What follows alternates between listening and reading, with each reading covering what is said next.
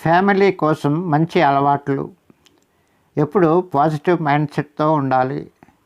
ఇతరుల విషయంలో అనవసర మోహాలు వ్యామోహాలు వదిలేయాలి.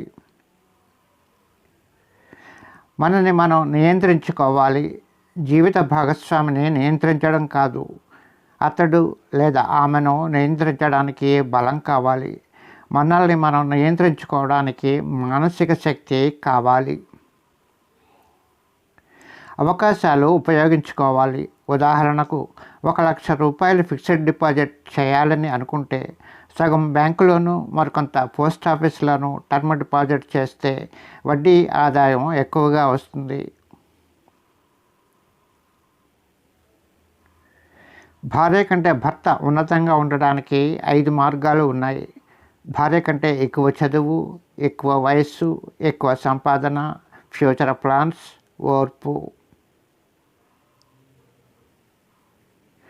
భర్త కంటే భార్య ఉన్నతంగా ఉండాలంటే సహనం, ప్రేమ, ప్రార్థన, శ్రేయస్సు, కుటుంబ ఉన్నతి కోసం సహకారం. 5 లక్షణాలతో అనుకున్నది సాధించవచ్చును.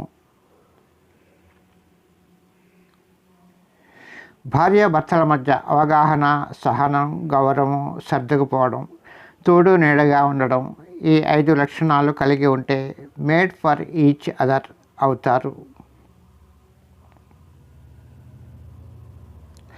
ప్రస్తుత ఆహార అలవాట్ల రీత్యా చక్కెర, ఉప్పు వాడకం తగ్గిస్తే అనారోగ్య సమస్యలు తక్కువగా ఉంటాయి.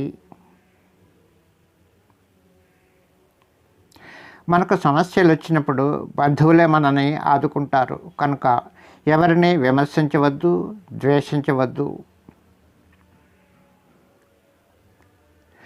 రెప్పపాటు క్షణంలో పరిస్థితులు తలకిందులవుతాయి. క్షణం తర్వాత సమయం మనది కాదు. కాబట్టి డ్రైవింగ్లో చాలా జాగ్రత్తగా ఉండాలి.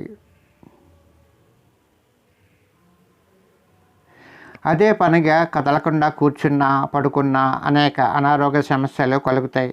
కనుక గంటకు ఒకసారైనా నడవడం, కదలడం, అటు ఇటు తిరగడం చేయాలి. భార్య నడవడిక భర్తకు ఐశ్వర్యాన్ని ఇస్తుంది. భర్త ప్రవర్తన భార్యకు సంపదలను ఇస్తుంది.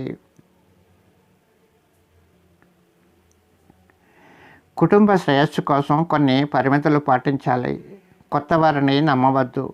కొత్త నెంబర్తో వచ్చే కాల్స్ పట్ల జాగ్రత్తగా ఉండాలి. అవసరం కంటే తక్కువ మాట్లాడాలి. మొబైల్కి వచ్చే లింక్స్పై క్లిక్ చేసి మోసపోవద్దు.